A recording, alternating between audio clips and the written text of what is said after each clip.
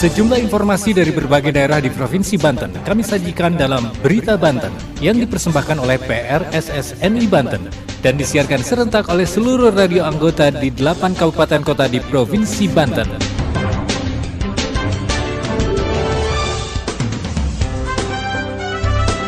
Anda kembali bersama kami di Berita Banten PRSSNI Banten edisi hari ini, Kamis 11 Januari 2024. Sejumlah informasi dari berbagai wilayah di Provinsi Banten kami hadirkan kembali untuk Anda yang disiarkan serentak oleh seluruh radio anggota di 8 kabupaten kota di Provinsi Banten. Dan inilah informasi utamanya.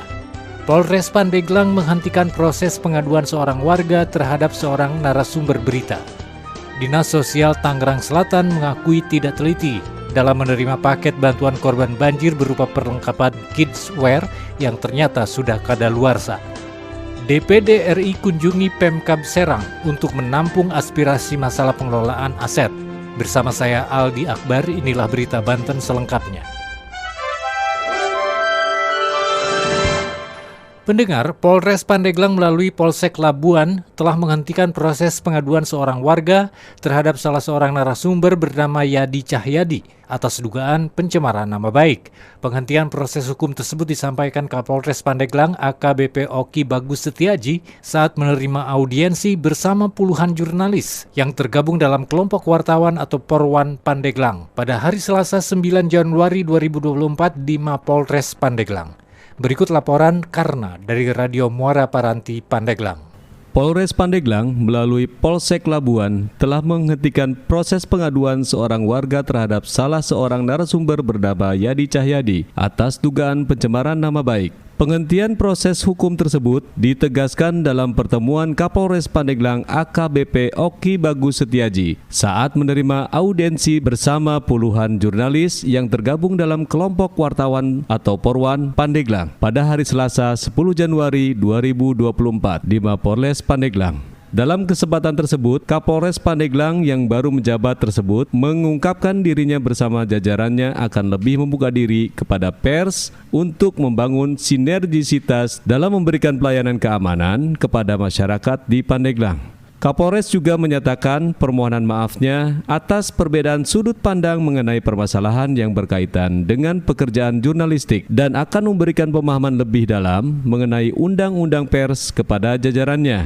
Saya selaku Kapolres Pandeglang, sebagai pribadi saya sebagai Oki, minta maaf mungkin ada anggota saya yang kebetulan belum profesional ataupun tidak memahami akan tugasnya secara kedinasan. Saya minta maaf, semoga ini sebagai cambuk ke depan untuk memperbaiki pelayanan Polri dan sebagai ajang silaturahmi kami kepolisian dengan rekan-rekan media massa. Demikian. Dalam kesempatan yang sama, Ketua Porwan Pandeglang TB Agus Jamaludin mengapresiasi sikap Kapolres Pandeglang dalam menyikapi permasalahan tersebut. Agus berharap ke depan jajaran Polres Pandeglang bisa lebih terbuka dan bersinergi dalam memberikan informasi serta penyikapan terhadap pers. Tadi setelah ngobrol dengan Kapolres, alhamdulillah Kapolres ini sangat welcome kepada kita.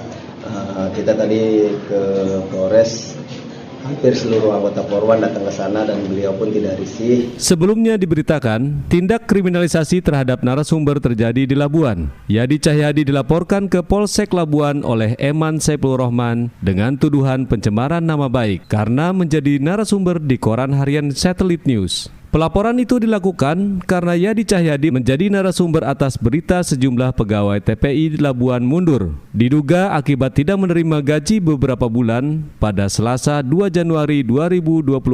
Dalam berita itu dituliskan kronologis dan alasan para pegawai mengundurkan diri. Berdasarkan Undang-Undang Nomor 40 Tahun 1999 tentang pers, narasumber berita tidak bisa dikriminalisasikan karena menjadi bagian dari produk jurnalistik selama apa yang disampaikan tersebut sesuai dengan kondisi di lapangan atau tidak berbohong. Demikian saya Karna dari Radio Muara Paranti Pandeglang melaporkan untuk Berita Banten. Pendengar, jajaran Dewan Perwakilan Daerah atau DPD Republik Indonesia melakukan kunjungan kerja ke pemerintah Kabupaten Serang pada hari Senin 8 Januari 2024. Kedatangan jajaran DPD RI tersebut untuk menampung aspirasi terkait permasalahan aset daerah dan siap menginventarisasinya. Berikut laporan Siska Purnamadewi dari Radio Prima FM Serang.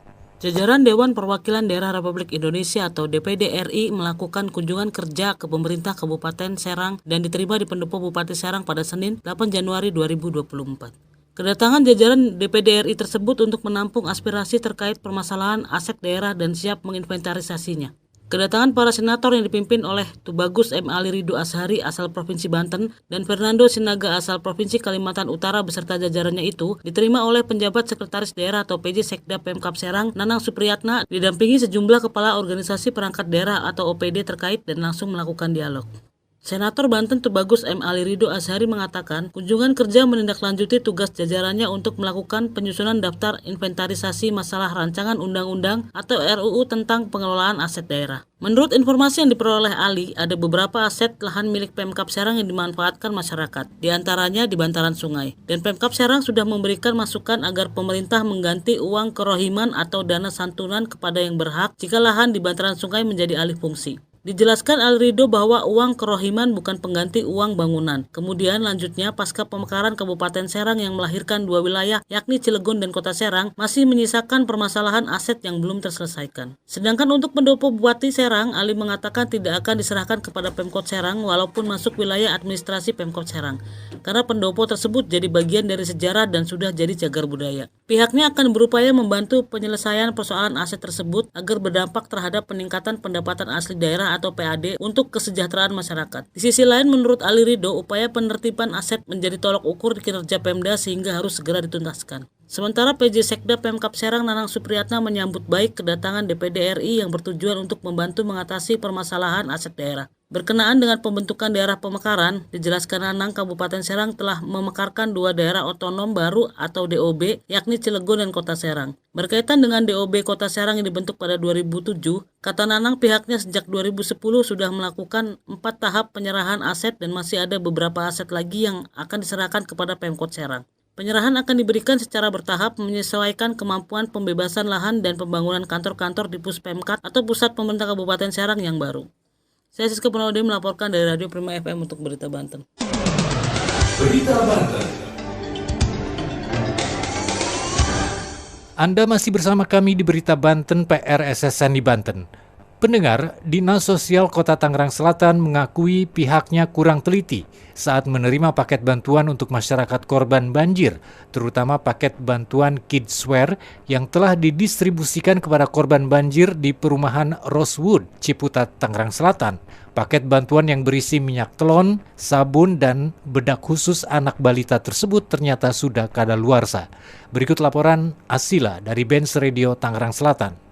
Dinas Sosial Kota Tangerang Selatan mengakui tidak teliti dalam pemberian paket bantuan bagi masyarakat korban banjir, terutama pada paket bantuan Kidswear yang diterima warga korban banjir di perumahan Rosewood, Kecamatan Ciputat yang ternyata telah kadaluarsa. Ketua RT 04 Perumahan Rosewood Garden Ciputat menjelaskan Dinsos Kota Tangerang Selatan telah menerima paket bantuan berisi minyak telon, sabun, bedak khusus anak balita tersebut telah kadaluarsa. Dinsos Tangsel telah menyampaikan permohonan maaf atas kelalaian tersebut.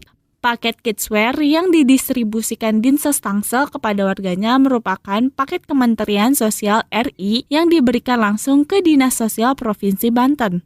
Dinsos Tangsel telah menyalurkan paket ke 14 titik lokasi banjir. Dinsos Tangsel langsung menarik seluruh isi paket Kidswear yang telah didistribusikan ke masyarakat di malam yang sama setelah pendistribusian. Saya Asila dari Benz Radio 106,2 FM melaporkan untuk Berita Banten.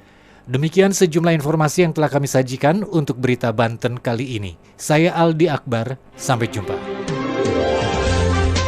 Terima kasih Anda telah mendengarkan Berita Banten yang dipersembahkan oleh PRSSNI Banten.